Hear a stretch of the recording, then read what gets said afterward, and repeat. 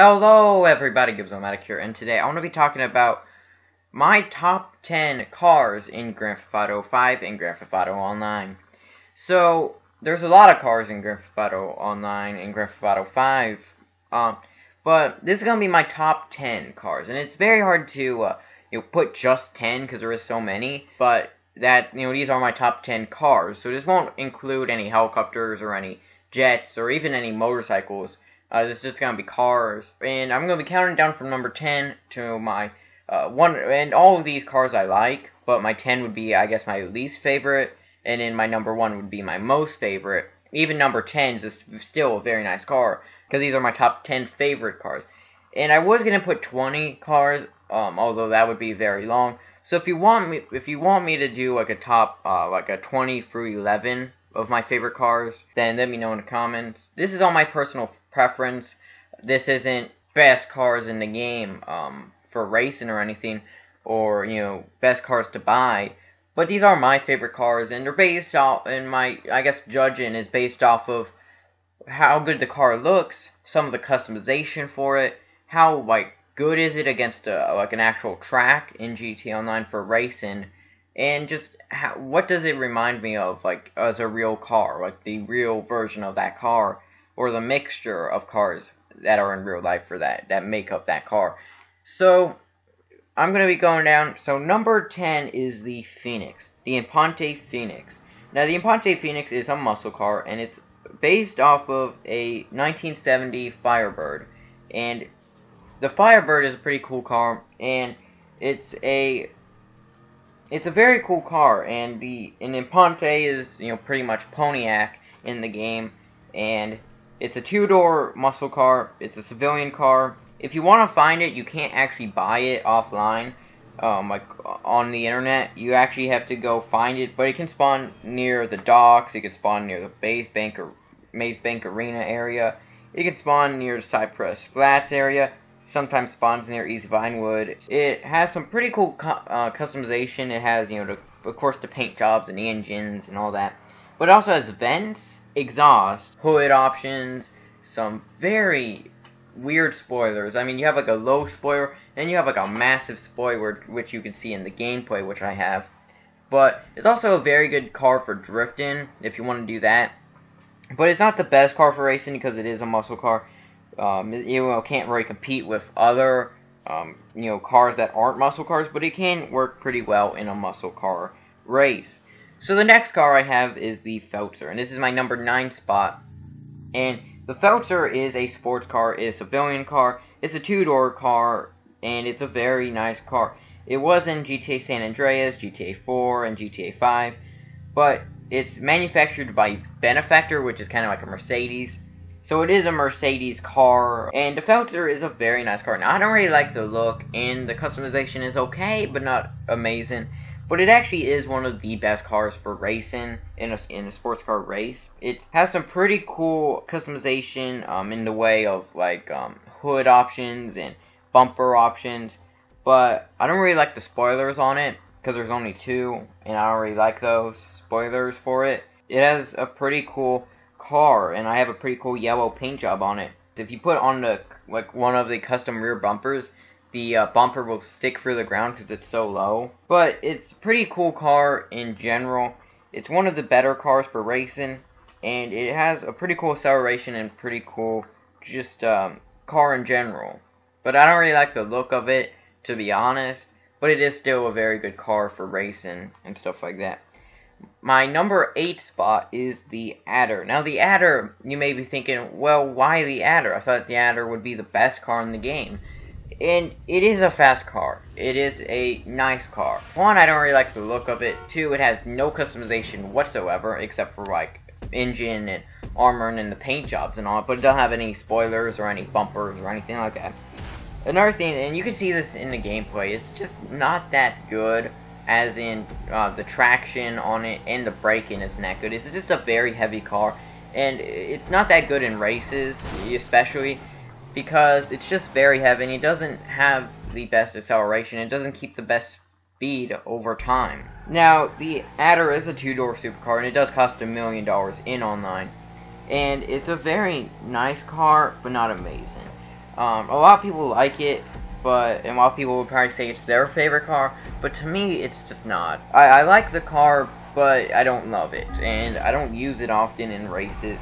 I don't use it much. Of course, it is based off the Bugatti Veyron, a 16.4 Super Sport, but it, at the same time, it's not an amazing car, performance-wise. I mean, it does have the highest top speed of any car in the game, but it is so hard to actually get it, and whenever you're at the top speed, it doesn't even feel like it's that fast of a car, to be honest. So my next car is the Pigalle, and the Pigalle is a sports classic car, and the Pigalle is a two-door coupe, and it's manufactured by Lampadati, which Lampadati's kind of like Maserati in the game, and it's a pretty cool car. Now, it does cost $400,000, which is kind of expensive, but there's a few things about this car that make it special. And one is that it's a front-wheel drive car, very nice in that regard, because it can get hard to get used to, but it's a very good car around a track.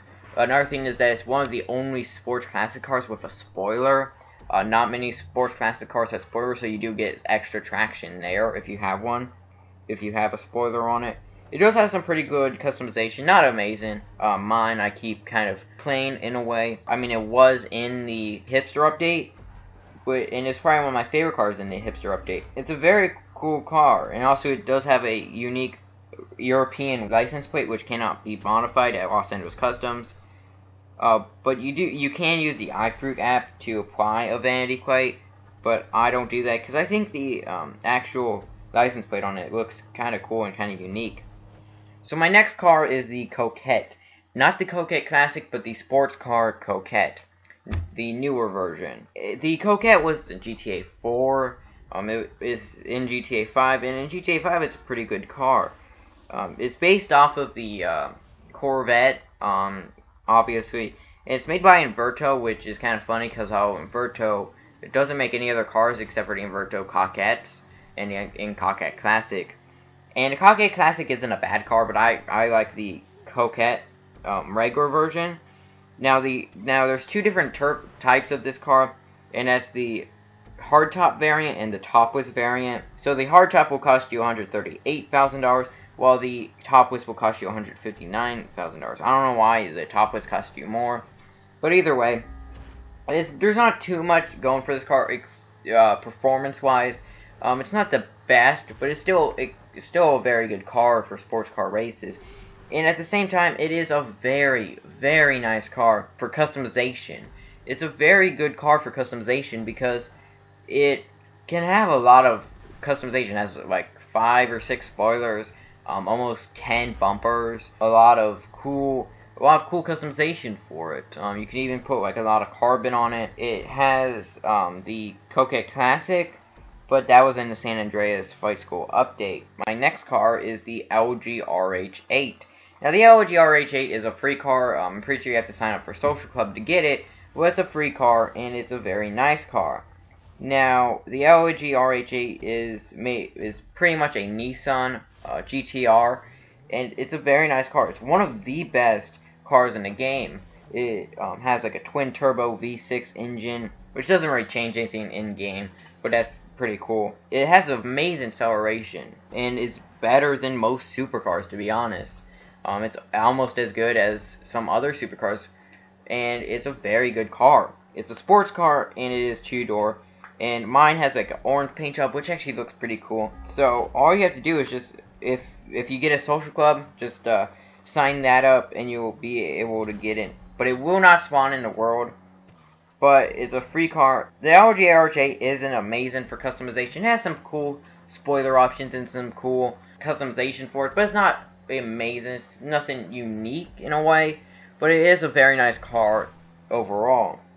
My next car is the Carbonizzare. Now the Carbonizzare is a sports car and it is a civilian car, a 2-door car. It will cost you $195,000 in GTA Online, and it's manufactured by Grotti, which Grotti's Ferrari, and the Carbonizzare is kind of a mix between the Ferrari Berlinetta and the Ferrari California, because the Carbonizzare is actually a hardtop convertible, which you can see here. It is a hardtop convertible, and it actually is pretty cool. It's not the best for racing, but I just like it because, one, it is a Ferrari, and it is a very nice car. It does also feature a few design features from an Aston Martin. It's a pretty cool car. It's not, amazing. It can spin out sometimes if you push it too hard, and it is pretty cool just for driving around. It's a very beautiful car in general, and it's a pretty cool car. My next car in my number 3 spot is the Zentorno. Now, the Zentorno was a supercar introduced in the High Life. It's the Pegassi Zentorno, and it's a very nice car. It will cost you $725,000 in online, and it's free in the campaign if you just go to your garage. It's a very nice supercar. It's kind of like a mix between the Lamborghini Sesto Aumento and the Lamborghini Veneno, and as well as some other cars, like the Aventador and the Huracan, and there's some other cars that it also is based off of. It's actually a very good car. It has some pretty cool customization, especially for a supercar, because some supercars do not have much customization, but it's a very nice car. Now, the top speed on it isn't amazing as compared to some other supercars, but it is still a very nice car, and it can compete in a supercar race. And it has, a lot of exhaust options. It has a lot of spoiler options. It has a lot of skirt options. It has some pretty cool hood options, and just a lot of options in general. Now, what's also cool is that it does actually have scissor doors, kind of like the Infernus. That's pretty cool. Next, I have the Entity XF. Now, the Entity XF is a supercar, and it is made by Overflod, and it's kind of like a Koenigsegg. It will cost you $795,000 in online, and it's a pretty cool car. It's a two-door supercar. Its design is kind of like the Koenigsegg CC8S, but it also has like a few mixes from a Koenigsegg Agura and some other cars with it. And it's a very nice car. It was the best car for racing, no doubt, one of the best cars for racing, and it still is. It's still a very nice car, and I just love the look of it. I do like the look of Koenigsegg's, and it's a pretty cool car. It's not amazing for customization. It does have a few options, but not really any choice. So, you only have, one spoiler that you can choose. Carbon skirt you can choose. Can't do too much customization with it, with choices. But it's still a very nice car. And it was one of my first supercars in the game.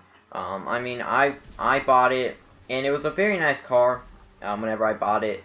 And it was one of my first supercars in the game, but not my first. And my number 1 spot is the Grotti Cheetah.